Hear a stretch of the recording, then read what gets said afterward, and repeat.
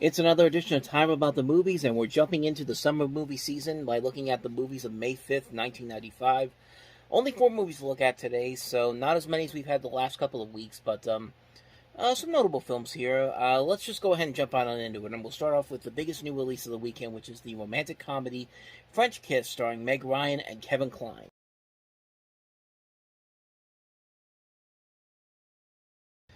This should have been one of those movies that should have been just like While You Were Sleeping, a kind of formulaic story, but it works very well because of the chemistry between his two leads. But no, they had to make this movie much more complicated than it needed to be, because what they're not showing you in this trailer is that Kevin Kline, aside from doing a really terrible French accent, which we'll get into in a little bit, but he's a crook in this movie, and he's using Meg Ryan on the side to smuggle a stolen diamond necklace. So that's another subplot that the trailer doesn't bother to tell you about. And they just make this so confusing, and it's just so frustrating to watch because you see the potential there. This is a great director that they have doing this, Lawrence Kasdan, who we talked about his work before. He's directed such movies as Grand Canyon, The Big Chill, Body Heat, Silverado, Accidental Tourist, I Love You to Death, Wyatt Earp was his last film he did. But yeah, this movie should have been pretty easy to do. You got two very likable leads here, Meg Ryan and Kevin Kline. They would usually work together in a comedy like this, but I'm sorry, Kevin Kline. I know you're doing the best that you can, but you have a terrible French accent in this movie. And the strange part is they were going to get Gerard Depardieu to do this, to play his role in the movie, but he turned it down, so they went to Kevin Kline, which you couldn't get anybody else that could speak French besides him. I mean, Kevin Kline will usually put his all into anything he does in these movies, but that French accent got old really, really quickly. I mean, that was a bad French accent, and it also would help if Meg Ryan was a little more likable. But no, Meg Ryan's going to France to do nothing but get her fiance back, who wants nothing to do with him. The fiance played by Timothy Hutton, and it just looks ridiculous. It's just a ridiculously convoluted comedy that should have been so simple to really put together. Like, you don't buy into any of these characters whatsoever, and the story is just so mediocre. The comedy is not really all that great. The dialogue is so generic, and we looked at a movie like similar to this. It was very formulaic, While You Were Sleeping, but that movie did that a whole lot better, and you had two likable leads and a story that, while it was very cliched, riddled, and very formulaic, they actually had a hook to it that actually made it work.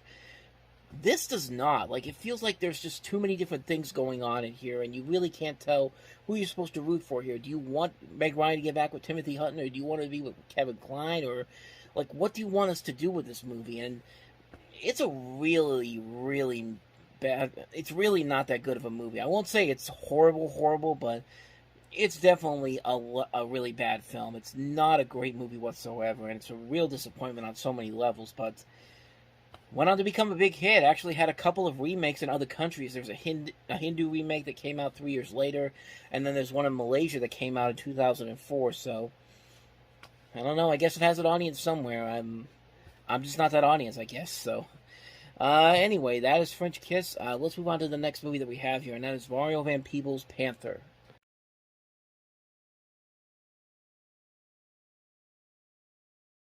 So as you can see, this is the first narrative feature film to kind of talk about the Black Panther Party, and you would think that there'd be something here to it. You got Mario Van Peebles, who a few years prior to this broke out with New Jack City, and he did Posse, and then Melvin Van Peebles. He's been around for a long time, and a really strong cast that includes Kadeem Hardison, Courtney B. Vance, Bokeem Woodbine, Jodan Baker, M. Emmett Walsh, Chris Tucker, Chris Rock is also in here, as well as Angela Bassett and Jennifer Lewis and Bobby Brown.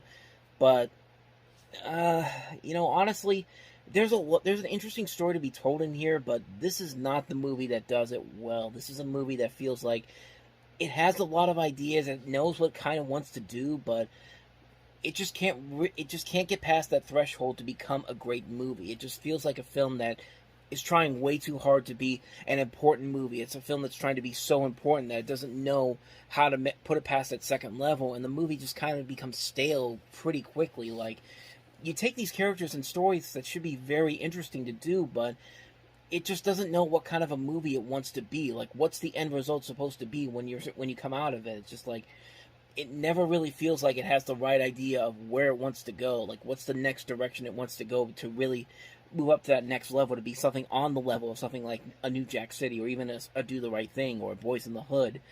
And it just feels like a movie that's just trying too hard to be relevant, but it doesn't have the right enough script to actually make this work.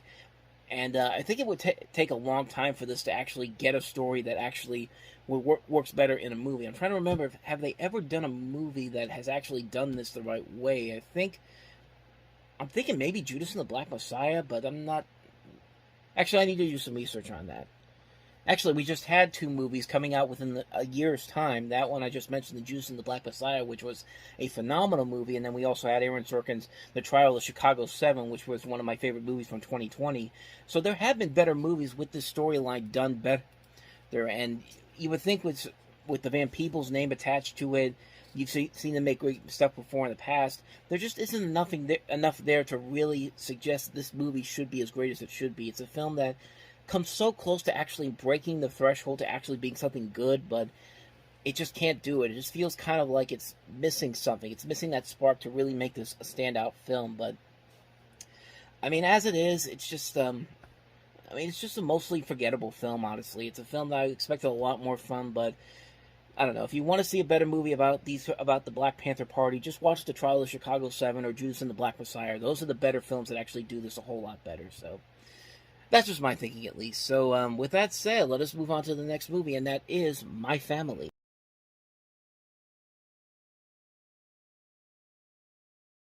So you're basically following three generations of a Mexican-American family who emigrated from Mexico and settled into East Los Angeles. And there's a pretty good cast involved here. You see Jimmy Smits, Edward James Olmos, Isai Morales, Constance Maria, Jennifer Lopez is in there as well. And it's an okay movie. I'd say for a one-time watch, it's an okay film. I think the performances really do stand out very much on this. I feel like Francis Ford Coppola, who's the producer on this, wanted to make something for the for like a Mexican American equivalent to The Godfather, at least, without or something more of something like that. Something on more of the lines of a family drama, not like on the same exact levels as The Godfather, but something on that sort of similar level. But I mean, yeah, I saw it. I thought it was just an okay movie. It is a nice little film. It does show about all these different situations that go on between these families and these generation of the family that's involved. Some good acting overall, but it's not something that's really going to stand out on any level, shape, or form. I thought it was alright. I think this director has made a whole lot better movies than this one. The next movie he would make was Selena, which stars Jennifer Lopez, who's actually in this movie, and then Why Do Fools Fall in Love. But like I said, it's not a bad movie. It's actually a decent film, but it's not one that's going to warrant a whole lot of repeat viewing, at least in my opinion. But I mean, I'm glad I saw it. It's not something I'd want to watch over and over again, but for a one-time watch, it's definitely worth it. So anyway, let's move on to the last movie, and that is the documentary Black Is, Black Ain't.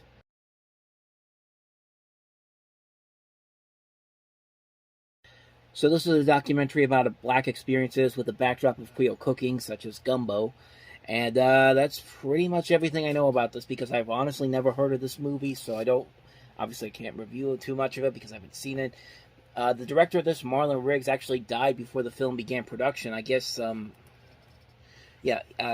guess he died of AIDS in April, the previous April, before the film was even completed. So they had to get the producers to come in and finish making the film. So, not really much. I don't really know too much more about this one. It's basically kind of it's a documentary that's different from the usual documentary, mostly because of the fact that Riggs had AIDS, and it seemed like they were in a race against time to finish the film, struggling with his health and mortality. And there's interviews of him in the hospital, and even the opening scene is him in the woods, and that was like before his death. So in a way, I think that makes it more interesting to see this guy actually do something very different from the usual documentary. But other than that, that's pretty much all I know about this one. Like I said, I haven't seen it, so I can't really comment on it too much. But there you go. Black Is, Black Ain't. And so on that note, we wrap up another edition of Time About the Movies. Next time, we'll jump into May 12th with 6 movies, including Gene Hackman and Denzel Washington in Tony Scott's submarine thriller, Crimson Tide. We have Hugh Grant and the Englishman who went up a hill but came down a mountain. We have the family film Gordy, which is interesting because it came out before Babe, even though some people would consider it a Babe knockoff. But we'll delve more into that next time. We also have the Perez family and A Little Princess, as well as Gumby the movie. So 6 movies to look at next time around, and we'll delve into those on the next episode. But until then, as always, thank you very much for watching, and if you want to see more videos like this, please hit the playlist on the next page, check out the previous episode, and I'll see you guys tomorrow for another episode. So I'll see you next time, and until then, as always, take care.